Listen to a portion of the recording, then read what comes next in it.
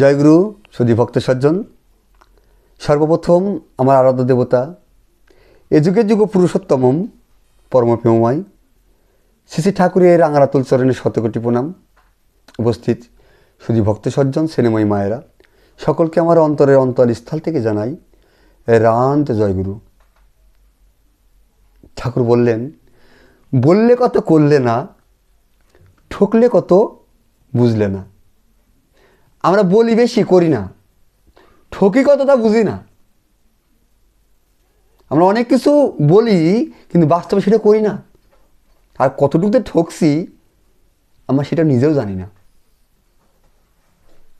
তাই ঠাকুর বললেন, করার আগে ভেবো, বলে বিমুখ হইও না, বলার আগে ভেবো, বলে বিমুখ হইও না। ঠাকুর বললেন যে কারো দুঃখের কারণ হইও না, কেউ তোমার দুঃখের কারণ হবে না। সৎ কাজে লিপ্ত থাকো, দুঃখ হইতে মুক্তি পাবে। সুখ একরকম ভাব, দুঃখ আর এক রকম ভাব। তাহলে সুখ যদি একরকম ভাব হয়, দুঃখ যদি আর এক রকম ভাব হয়, তো একটা সংসারে দুটা জিনিসই তো আছে।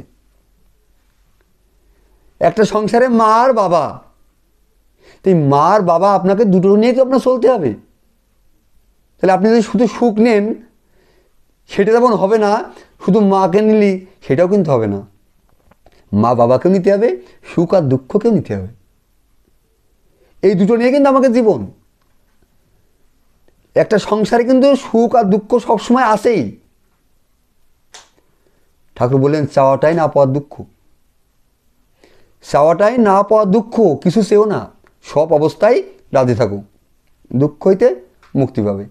তাহলে আমরা অনেক কিছু চাচ্ছি, কিন্তু যখনই না পাচ্ছি তখন আমাদের মনে দুঃখ লাগছে, এই জন্যই চাবো না।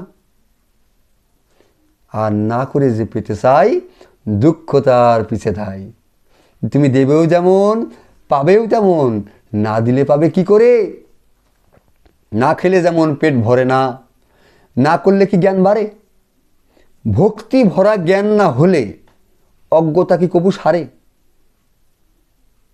তাই ঠাকুর বললেন, হোস না যোগী, হোস না ধ্যানী, গোসাই আর গোবিন্দ যায় না হোস।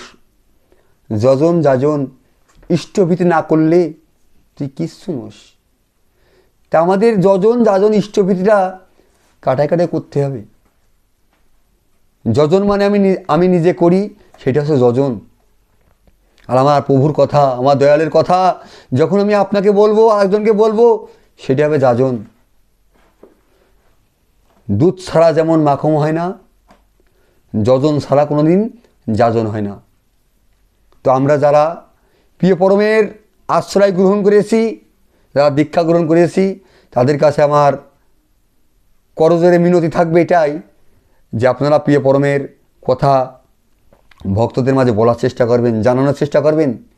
কারণ সৎসঙ্গ প্রত্যেক দিন শিখতে হয়। সৎসঙ্গ বাসা এবং বাড়ার বিজ্ঞান সৎসঙ্গ।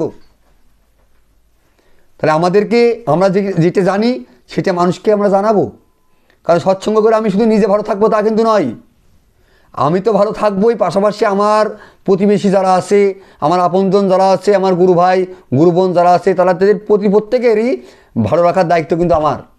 আমি ভালো আছি, কেমন করে ভালো আছি, আমি কীভাবে ভালো আছি, আমার এই কথাগুলো কিন্তু তাদের কাছে জানাতে হবে, যে তুমি এইভাবে চলো বা এইভাবে করো, হলে তুমিও কিন্তু পাবা। তাই ঠাকুর কিন্তু বলেছেন, সরল হও কিন্তু বেকুব হইও না। সরল হব কিন্তু আমরা বেকুব হব না। আমি আবারও সে কথাটা বলি, যে চাওয়াটাই কিন্তু না পাওয়ার দুঃখ, কিছু চেয়েও না, সব অবস্থা রাজি থাকো।